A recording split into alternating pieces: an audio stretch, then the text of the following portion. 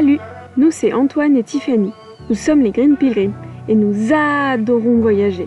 En 2023, nous avons décidé de changer notre mode de voyage. Nous avons acheté un Land Rover Defender de 98. Nous l'avons appelé Marguerite. Nous avons passé plusieurs mois à la bricoler pour qu'elle devienne notre maison sur roue. C'est à son bord que nous allons explorer l'Amérique du Sud. Abonne-toi pour suivre nos aventures.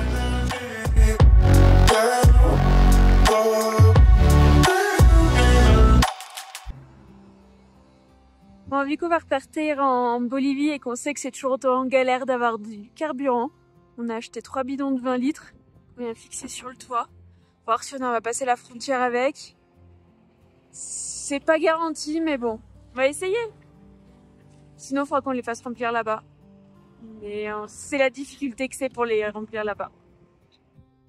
On va visiter les portes Wilka Uta, juste là. C'est une sorte de petit canyon. On va aller voir à quoi ça ressemble. C'est des portes mystérieuses qui sont dans un canyon un petit peu. Comment alors, ça date des Incas.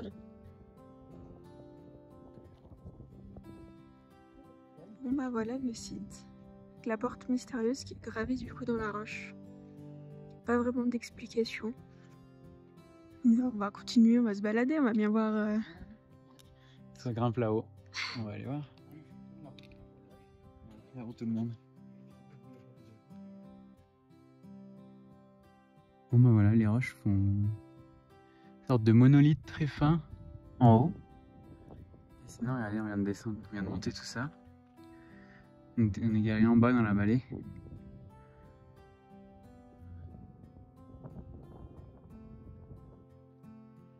On vient d'arriver à un endroit où la roche se sépare en deux là.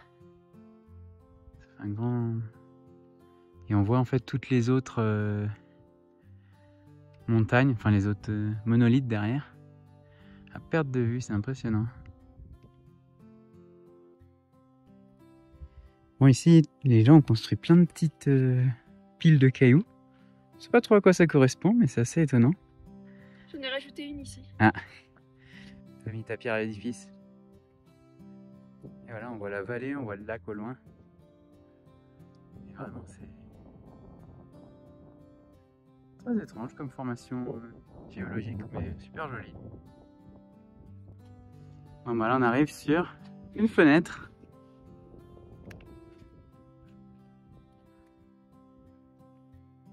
Beaucoup d'animaux, d'oiseaux qui doivent se mettre pour vraiment des goulinures. Ouais.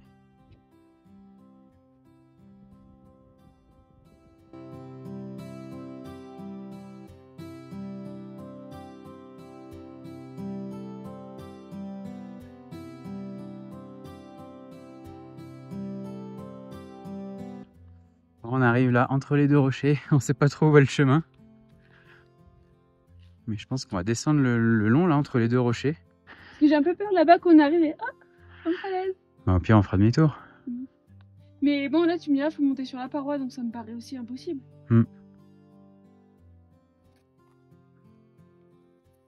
Ok, bon bah on a trouvé le chemin, c'est bien là, ça descend le long. Avec le soleil qui se couche sur les murs là, c'est vraiment magnifique. C'est parti. Oh là, la roche est creusée. C'est impressionnant. Je sais pas ce qui peut creuser comme ça. Je vais aller voir de plus près.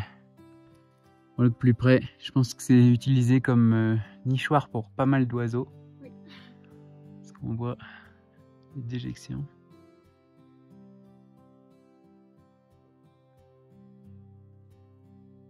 Bon, on est sur la fin.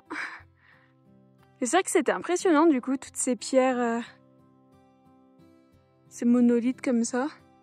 Et autour, c'est un grand plateau, avec un petit peu des montagnes au loin, mais ouais, c'est... Voilà, il y a le petit village. Mais ouais, il y a une formation rocheuse qui est sortie de terre comme ça. C'est fou ça. Ouais, on s'attendait pas à un truc aussi grand. Moi je pensais que c'était une porte sur la roche en fait. En fait c'est vraiment tout le canyon, on a fait le tour. Vraiment joli. Antoine va en repérage, je pense qu'on va passer la nuit ici. C'est un grand parking, on a vu sur iOverlander, il y a des gens qui se sont déjà mis ici. Ça a l'air plutôt pas mal. Donc là, le soleil il se couche ici. Donc demain matin, il va se lever de là. Donc au début, on pensait se mettre plutôt de ce côté pour être proche de la paroi. Mais finalement, on va peut-être plutôt se mettre là-bas au bout. Au moins, le soleil sera directement sur Marguerite dès le matin. Ça peut être pas mal. Ça y est, Marguerite est posée. Regardez où on dort ce soir.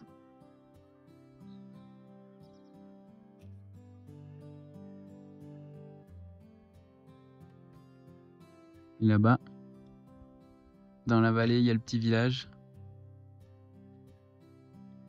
Ça va être une bonne nuit, ça. Bon, Marguerite est là-bas. Et en fait, la petite dame qui nous a fait payer l'entrée, elle est venue ici avec des seaux au pied des rochers. Donc je suis venue voir ce qu'elle faisait parce que j'ai l'impression qu'elle a rempli de l'eau. Et en fait, effectivement, regardez. Il y a un puits. Je pense que c'est l'eau du lac qui remonte jusqu'ici. C'est quand même assez incroyable. Parce que si je dézoome un peu et que je recule, pas vraiment, c'est en bas du rocher.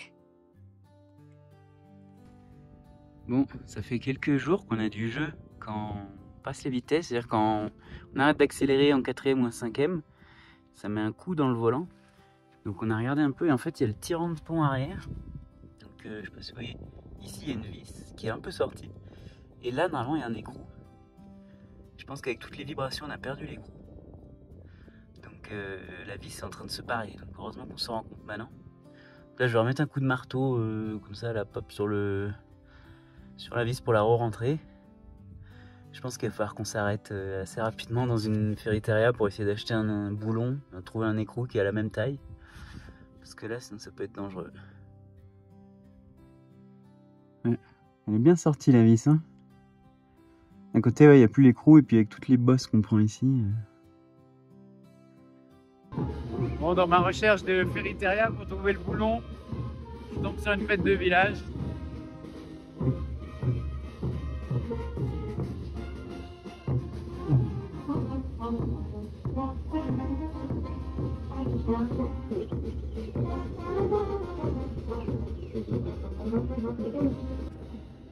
Bon, je sais pas bien ce qui se passe, mais j'ai l'impression que c'est un mariage. Il y a 2 fanfares différentes et tous les gens sont bien habillés. C'est toujours la fête en Pérou, en Bolivie. Bon, on arrive dans un mariage. Ils dansent tous.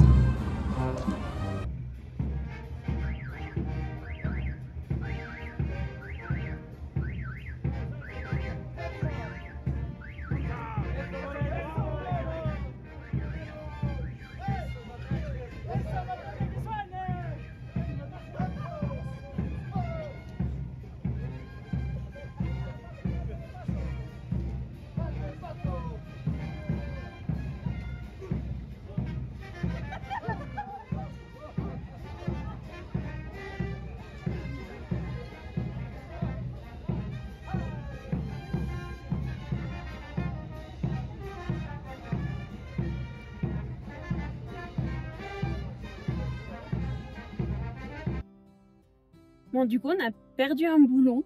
Donc, il y a hier ou avant-hier, mais plus hier, on pense. Donc là, on est à Leave, une petite ville à peut-être 1 heure, 1 heure et demie de la frontière avec la Bolivie. Et on est en train de chercher un boulon. On a fait plusieurs ferriterias, sauf qu'on est samedi et qu'il est midi et que du coup, il y en a plein qui sont fermés. Donc il y en a un qui nous a indiqué une autre. Alors je sais plus comment ils ont appelé ça, mais quelqu'un qui fabrique du coup un peu des boulons. On va voir s'il en a en stock ou s'il peut nous le faire ou pas. C'est quelque chose qui tient en fait un tirant de pont arrière et c'est ce qui faisait que dès qu'Antoine arrêtait d'accélérer, on bougeait comme ça. Donc c'est quand même assez dangereux, sachant que là, vu qu'on prévoit de repasser en Bolivie, on a acheté 3 bidons d'essence, 3 bidons pour du diesel, je vais y arriver. Donc ça pourrait nous rajouter 60 kg sur le toit. Donc si on fait comme ça avec 60 kg, c'est même pas la peine, on va verser direct. Donc voilà, avant de passer la frontière, il faut qu'on soit sûr que qu'on a retrouvé ce boulon pour fermer cette vis et pour être sûr que ça tienne bien. Donc voilà, c'est notre mission de ce samedi après-midi. Donc là en plus dans la ville, il y avait un mariage. Donc il y avait du monde de partout, les routes étaient fermées. On a quand même pu filmer un peu le mariage, c'est hyper beau, ils dansent tous, donc c'était cool. Je pense que j'ai le bon. Ah, bonne nouvelle! Bah, du coup, Antoine est à quatre pattes dans la rue pour essayer de reboulonner.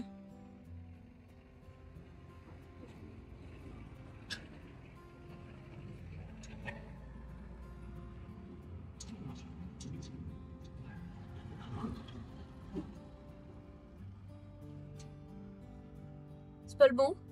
Si, mais je pense que la vis, elle est abîmée.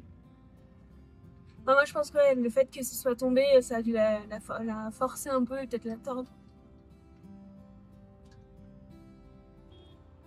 Bon, bah, en plein milieu de la route, Antoine va essayer, on a trouvé une vis qui devrait pouvoir correspondre. Bah, moi je me mets un petit peu en décalé pour être sûr que personne le percute. J'espère ne pas être percuté moi aussi.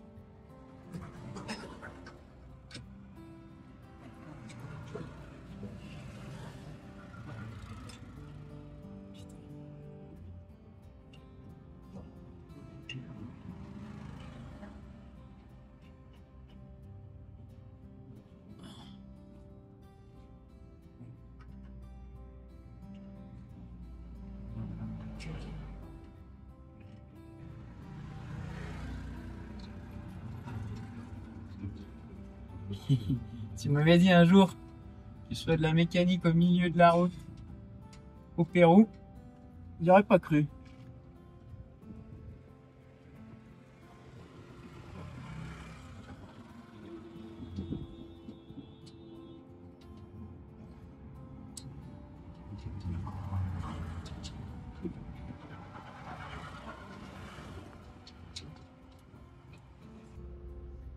Bon bah on a réussi à réparer, enfin à trouver une vis et un écrou pour remplacer et tenir le tirant de pont arrière. Bon, on s'est arrêté manger un bout là où on a passé la nuit. Et là on reprend la route direction de la frontière. Finalement on va retourner en Bolivie. Donc on va essayer de passer la frontière, là c'est 17h donc on espère que ça va pas être trop tard. On va peut-être finir un peu de nuit mais derrière la frontière il y a un spot au bord du lac où on a déjà passé une nuit. Donc voilà, c'est le plan d'aujourd'hui. On espère que la frontière va bien se passer, que ça va pas être trop long. Et voilà. Moi cette fois-ci je vais rien dire. Je vais faire des grands sourires et dire "Lo siento, no entiendo". Comme ça je suis sûre de pas faire de conneries. Parce que là on va essayer de passer avec 2 jerrycans pleins et 3 bidons de 20 litres chacun, donc on n'est pas sûr que ça passe. Donc pour le coup, je vais rien dire, je vais faire des grands sourires. Parfait. Bon, on est à la douane. Donc là on attend, on a fait la migration, donc on a eu les tampons sur les passeports, ça a pris 10 secondes. Ultra rapide. Par pays, c'est la première fois. Et les deux trucs étaient à côté, donc c'était ultra rapide. Là, le Pérou, il vient de regarder à l'intérieur qu'on n'avait rien à déclarer. Et on attend pour que ce soit la Bolivie. On espère qu'ils vont pas checker notre frigo. Ils ont tiqué un peu sur les jerrycans. Antoine leur a dit chicha. C'est la nouvelle bolivien, donc ça les a fait rire. Ouais. Antoine colle son sticker à la douane péruvienne. Parce qu'en fait, il y en a.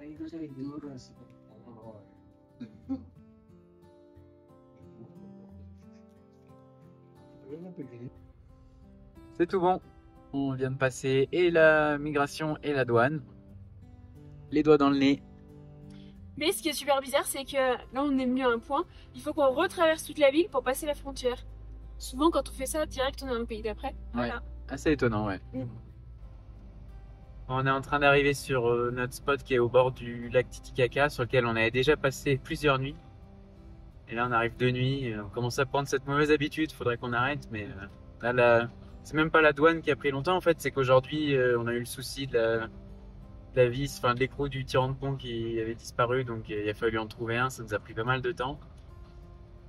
Mais bon, là on arrive. En plus, on a repris une heure avec le décalage horaire, enfin les fuseaux horaires.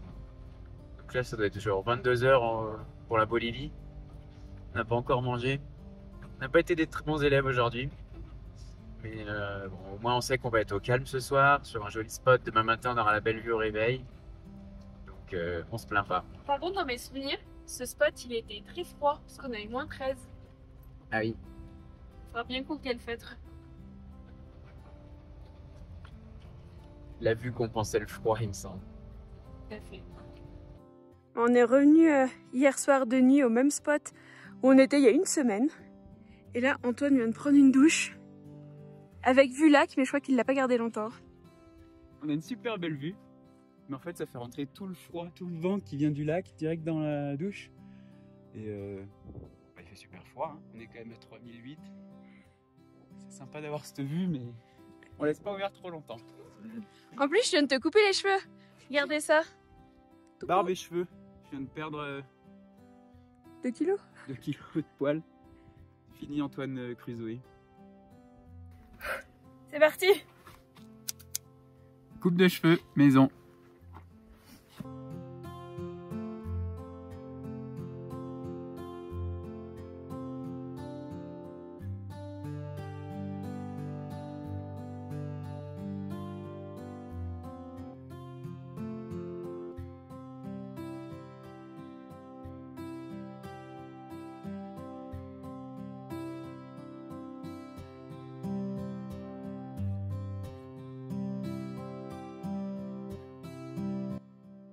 On va quitter notre spot au bord du lac Titicaca.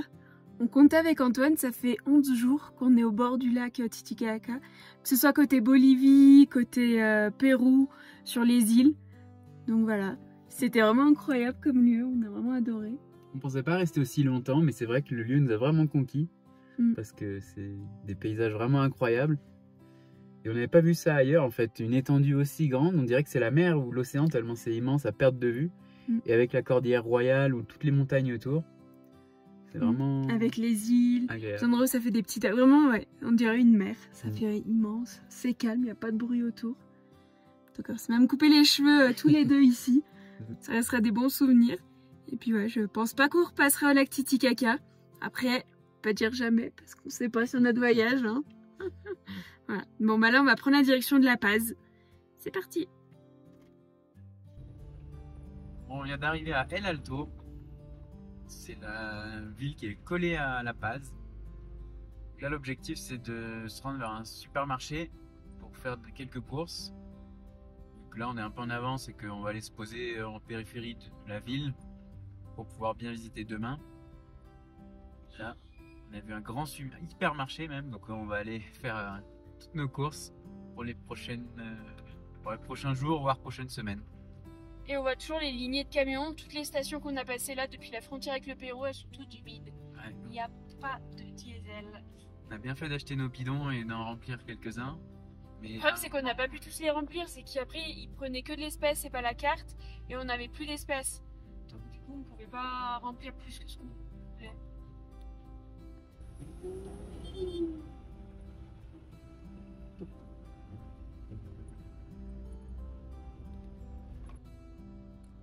Je m'excuse d'avance, le pare-brise est un peu sale.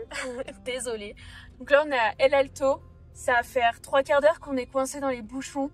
Et en fait, on pense que de base, il y a 4 voies. Et là, on est à 6 voies, des fois 7. Il y a du monde vraiment de partout. Parce que là, il y a la blanche, la noire, la rouge. Là, il y a elle. Et il y en a encore une après elle. Donc vraiment, on ne comprend pas cette route. Tout le monde klaxonne, fait des grands appels de phare, mais... En fait, c'est pas qu'on ne veut pas avancer, c'est qu'on ne peut pas parce qu'il y a du monde devant nous. Mais c'est hyper sport. Tout à l'heure, je suis devant, il a décidé de lâcher son frein et de nous reculer dessus. Ouais. Il a failli taper. Hein. Ouais. Je l'ai klaxonné, moi j'ai reculé un tout petit peu, mais sinon... Derrière, il y a du monde aussi, en fait. Tout le monde est vraiment collé pare-choc contre pare-choc. Et en fait, bon, il aurait tapé le trail. Ça lui aurait fait tout drôle. Même avant le trail, il y a le pare-buff. Donc ouais, je pense qu'il... Après, il a un bon 4x4 lui aussi, donc je pense que ça l'aurait pas trop abîmé, mais incroyable comme situation. Et bah voilà, va falloir qu'on sorte. En fait, quand on est parti du centre commercial, du parking plutôt, ça nous disait 18 minutes. Du coup, on s'est dit, tous les commentaires disaient, le dimanche, on est resté bloqué 3 heures dans les bouchons.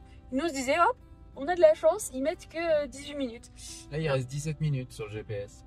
Ouais, depuis 3/4 d'heure. Voilà.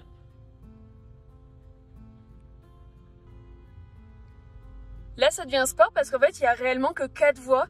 Donc, on passe à peine en voiture. Tout est très serré. Vous voyez, là, il y en a une blanche. Bah, normalement, c'est pas vraiment une voie, donc elle se faufile. Et c'est ça un peu de tous les côtés. Et c'est un peu compliqué parce que nous, on est large. On a des jerrycans sur le côté. Et voilà, on passe pas partout. Mais plutôt sport quand même, la capitale. Hein. Oui. Le truc, c'est que s'ils veulent jouer à la voiture la plus robuste, on les fait gagner, quoi. Mais qu'ils font n'importe, ils ont fait se rentrer dedans là. Ouais.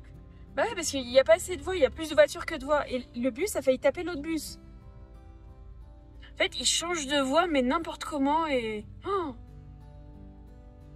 c'est impressionnant. Moi, faut que j'aille sur la voie de droite depuis tout à l'heure, mais... Oh, j'ai cru qu'il tapait. Je sais pas comment il faut. Ouais, je sais pas si on va arriver à tourner. Je pense que je vais descendre et je vais faire la circulation. Quand je vous dis que ça devient serré, ça devient vraiment serré. Genre vraiment, des fois, on passe même pas. Lui, il passe pas, je sais pas pourquoi il essaye 10 fois, là. Tu vois bien qu'il y a moi. C'est difficile de garder son calme. Parce que c'est assez stressant de conduire. Ils font tous des appels de phare dans mes rétros, ça clignote dans tous les sens, surtout qu'ils ont des feux bleus, verts, jaunes, toutes les couleurs. Ils clignotent en plus, ils klaxonnent. Je suis pas sûr que ce feu soit beaucoup respecté. Non. Là, ça clignote derrière. Et là, ouais, non, vraiment, c'est... Il y a des véhicules de partout et ça se resserre, et regardez, on passe à peine. Là, ce bus va nous déboîter dessus. Effectivement, il nous déboîte dessus. En fait, dès qu'ils sont bloqués, ils changent de voie, mais vu qu'ils sont tous bloqués, toutes les voies sont bloquées. Et ils klaxonnent tous comme des malades. Et eux, ils sont à contresens. Mais qu'est-ce qu'ils font sur notre voie à contresens? C'est pour ça que ça passe plus. Là, c'est assez sportif. Alors, regardez vers Antoine. Là, ils sont deux à me rouler dessus, là. Et lui, pareil, lui, Et lui, il nous vient. oui, je suis obligé de te laisser passer. Parce que... T'es sur nous. Il y a des piétons avec des bébés qui passent au milieu. Regardez ça. C'est infernal.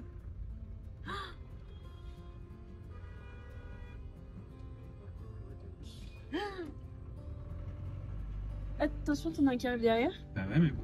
Et là, ils sont en train de charger une palette sur le toit du taxi. Arrête-toi pas, là. Ça y est, Antoine, il a lâché la rampe. Ça y est, je conduis à la bolivienne, maintenant. En fait, c'est que la voie d'en face, elle a été fermée. Ils sont sur notre voie, donc c'est pour ça que ça passe pas. Les taxis s'arrêtent de prendre des gens. Il y a une seule voie, ils s'arrêtent de prendre des gens. Non, mais elle est même pas fermée, leur voie de l'autre côté. Ils circulent aussi. Ah ouais, juste, ils avaient pas assez de voie pour eux. Ils se sont dit, on va prendre la voie d'en face, ce sera plus facile. Tu voyais, on était 6 voitures côte à côte, et maintenant on n'est plus que une. Parce que de l'autre côté, c'est les voitures à contresens. Mais peut-être que sur les voies d'avant, c'est nous qui avions 6 voies plus une chez eux. Voilà, c'est... Ça, c'est quand même le top de ce qu'on a vu. Parce que regardez, là, c'est leur vraie voie de l'autre côté, du coup... Mais c'est tout bloqué, donc ils se sont dit, c'est trop bloqué, donc on va prendre la voie d'en face. Putain, et là, on roule comme si c'était pas... Il y avait rien. C'est bloqué juste là. Ça clignote de partout. Oh mon Dieu. On va rentrer en France, on conduira comme personne. Genre. Il n'y aura plus aucune situation qui nous fera peur. Il y a là, les 3 voies, puis ça devient 2 voies. Hop, là on klaxonne, on fait zapper. Là, les deux, ils nous viennent dessus. Et oui, allez, vas-y, passe. Mais toi, non. Toi, non. Non, mais... Ouais, mais sinon j'y vais jamais. Hein. Non, mais je sais, mais c'est affolant. Ils nous roulent dessus. Et au milieu, il y a des piétons qui traversent. S'ils n'ont pas d'enfants, ils traversent pas en général. C'est que quand ils ont des bébés qui traversent sous nos routes. Si la vidéo t'a plu, mets un pouce, abonne-toi si ce n'est pas déjà fait. Si tu as des questions, n'hésite pas à les poser en commentaire. À bientôt pour de nouvelles aventures sur les routes.